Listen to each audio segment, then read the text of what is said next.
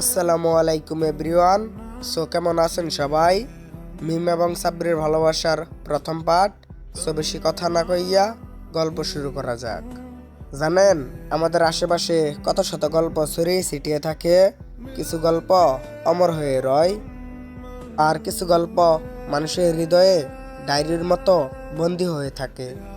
আজ আমি আপনাদের আমার নিজের কোনো কথা শোনাবো না, আপনাদের শোনাবো এমন দুজনের গল্প যাদের ভালোবাসার শুরুটা ছিল খুবই সাধারণ এক সকালে, কিন্তু সেই সাধারণ মুহূর্তটাই তাদের জীবনের মোড় ঘুরিয়ে দিয়েছিল।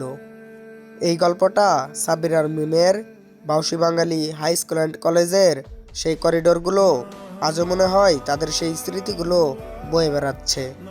সময়টা ছিল 2017 সাল। সাব্বির তখন ক্লাস 10-এ পড়ে। কিশোর বয়সে ঊর্ধ্বমতা আর আকাশ ছোঁয়া স্বপ্ন নিয়ে ওর দিনগুলো কাটতো। বাউসী স্কুলের সেই বিশাল মাঠ, আর মাঠের এক কোণে থাকা সেই পুরনো কৃষ্ণচূড়া গাছ, ক্লাসরুমের বেঞ্চগুলো ছিল তার নিত্যদিনের সঙ্গী। সাব্বির ছিল একটু শান্ত স্বভাবের। পড়াশোনা আর বন্ধুদের আড্ডার বাইরে ওর জগৎটা ছিল খুবই ছোট। কিন্তু সেই ছোট জগতে হুট করে বসন্তের বাতাসের মতো মিমের আগমন ঘটল। সেই দিন ছিল সোমবার। টিফিনের ঘন্টা বাজার ঠিক আগ মুহূর্তে সাব্বির লাইব্রেরি থেকে ফিরছিল। স্কুলের করিডোর দিয়ে হাঁটার সময় হঠাৎ করে ওর চোখ আটকে গেল ক্লাস 10-এর বি সেকশনের দরজার সামনে দাঁড়িয়ে থাকা একটা মেয়ের উপর। পরনে সাদা সালোয়ার কামিজ, আর কাঁধে নীল ওড়না, আর দুপাশে দুটো বেনি করা। মেয়েটা খুব অস্থির হয়ে ওর বান্ধবীর সাথে কথা বলছিল। সাব্বির জানতো না এই মেয়েটা মিম। সাব্বির শুধু অপলকর দিকে তাকিয়ে রইল। মিমের সেই মায়াবী চাহনি আর চলতে হাসি যেন সাব্বিরের চেনা জগৎটাকে মুহূর্তের মধ্যেই উল্টাপাল্টা করে দিল। আপনারা কি বিশ্বাস করবেন, জীবনে প্রথম কাউকে দেখে যে বুকের ভিতর হাতুড়ির মতো শব্দ হয়? আপনাদের না হলেও সাব্বিরের বুকে ঠিকই হয়েছিল। সেটা সাব্বির সেই দিন প্রথম অনুভব করেছিল। সেই দিন দেখার পর থেকে সাব্বির আর ক্লাসে মন বসাতে পারত না। টিফিনের সময় হলেই ও অকারণে বি সেকশনের সামনে ঘোরাঘুরি করত। কখনো মাঠের কোনায় দাঁড়িয়ে দেখত মিমর বান্ধবীর সাথে হাসাহাসি করছে। সাব্বির চাইলেই কথা বলতে পারত, কিন্তু ওই যে কিশোর বয়সে এক অদ্ভুত জড়তা আর ভয়। যদি মিম কিছু মনে করে, যদি ও রেগে যায়, এর চক্করে পড়েই ওর দিনগুলো কেটে যাচ্ছিল। কিন্তু নিয়তি হয়তো তাদের জন্য অন্য কিছু লিখে রাখছিল। একদিন স্কুলে বার্ষিক ক্রীড়া প্রতিযোগিতার রিহার্সাল চলছিল। মাঠের এক কোনায় একা বসে মিম কি যেন লেখছিল। সাব্বির সাহস করে এগিয়ে গেল। ওর হাতে ছিল একটা পানির বোতল। মিমের সামনে যে তোতলাতে তোতলাতে বলল, এই, আপনি কি একটু পানি খাবেন? মিম অবাক হয়ে মাথা তুলল। সাব্বিরের কাপা কাপা হাত আর ঘামতে থাকা মুখ দেখে ও হুট করে হেসেই ফেলল। সে হাসিটা ছিল পৃথিবীর সবচেয়ে সুন্দর সুরের মতো। মিম বলল, আপনি কি সবসময় এত ভয় পান? ব্যাস, সে একটা বাক্যেই বরফ গলতে শুরু করলো। বাউসী স্কুলের সেই বিকেলগুলো এরপর থেকে রঙিন হতে শুরু করলো। স্কুল ছুটি হওয়ার পর তারা কিছুক্ষণ মাঠে বসে কথা বলতো। সাব্বির মিমকে ওর প্রিয় কবিতার বই দিত, আর মিম ওর টিফিন শেয়ার করত। ক্লাস 10-এর সেই পরীক্ষা, কোচিংয়ের ফাঁকে ফাঁকে একে অপরের দিকে তাকিয়ে থাকা, এই ছোট ছোট মুহূর্তগুলো তাদের অজান্তেই একে অপরের হৃদয়ে জায়গা করে নিয়েছিল। ভালোবাসা তো আসলে হঠাৎ করে আসা কোনো ঝড় নয়, বরং এটি হলো ধীরলয়ে ফুটে ওঠা বনফুলের মতো। সাব্বির আর মিমের ক্ষেত্রেও তাই হলো।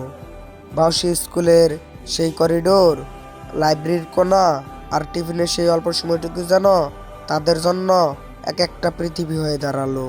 আগে যে স্কুলটা ছিল পড়াশোনার জায়গা, এখন সেই স্কুলটাই হয়ে উঠল সাব্বিরের কাছে শ্রেষ্ঠ গন্তব্য। ক্লাস 10-এর সেই দিনগুলোর কথা একটু ভাবুন তো। একদিকে এসএসসির টেনশন আর অন্যদিকে মনের ভিতর প্রথম প্রেমের সেই লুকোচুরি।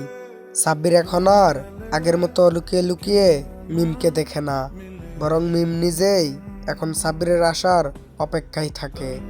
বাউসি স্কুলের সেই পুরনো কৃষ্ণচূড়া গাছটার নিচে যখন তারা দুজনে দাঁড়াতো, তখন মনে হতো সময়টা যেন থমকে দাঁড়িয়েছে। সাব্বির মিমের জন্য বাসা থেকে লুকিয়ে গল্পের বই নিয়ে আসতো, আর সেই বইয়ের মাঝে থাকতো একটা অপরাজিতা ফুল কিংবা চিরকুট, যাতে লেখা থাকতো শুধু একটি বাক্য, আজ তোমাকে খুব সুন্দর লাগছে।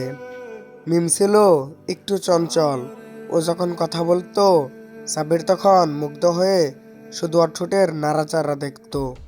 একদিন খুব বৃষ্টি হচ্ছিল বাউসি স্কুলে। এই প্রচণ্ড বৃষ্টির মধ্যে কোনো ক্লাস হচ্ছিল না। স্কুল ছুটি হয়ে গেলেই আগে ভাগে সবাই যখন ভিজে যাওয়ার ভয়ে বারান্দায় জটলা করছিল, সাব্বির দেখলো মিম একলা এক কোনায় দাঁড়িয়ে বৃষ্টির জল স্পর্শ করছে। সাব্বির কাছে গিয়ে দাঁড়াতেই মিম ওর দিকে তাকিয়ে এক টুকরো অমলিন হাসি উপহার দিল। মিম বলল, সাব্বির চলো না, আজ একটু ভিজি, কেউ দেখবে না। সেই প্রথম মিমের মুখে নিজের নাম শুনে সাব্বিরের মনে হলো ওর জীবনটা ধন্য হয়ে গেছে। সেদিন তারা দুজনে মিলে স্কুলের পিছনের মাঠটায় বৃষ্টির অঝরধারায় ভিজছিল। সেই বৃষ্টির প্রতিটা ফোঁটা যেন তাদের ভালোবাসার সাক্ষী হয়ে রইল। ভালোবাসার এই দিনগুলো ছিল একদম কাছের মতো। তারা একে অপরের খুব কাছাকাছি চলে এসেছিল। সাব্বির এখন বুঝতে পারে মিম কি পছন্দ করে, আর মিম জানে সাব্বিরের মন খারাপ হলে ও কিভাবে চুপচাপ হয়ে যায়। মিম মাঝে মধ্যে ওর টিফিন বক্স থেকে জোর করে সাব্বিরকে আচার খাইয়ে দিত।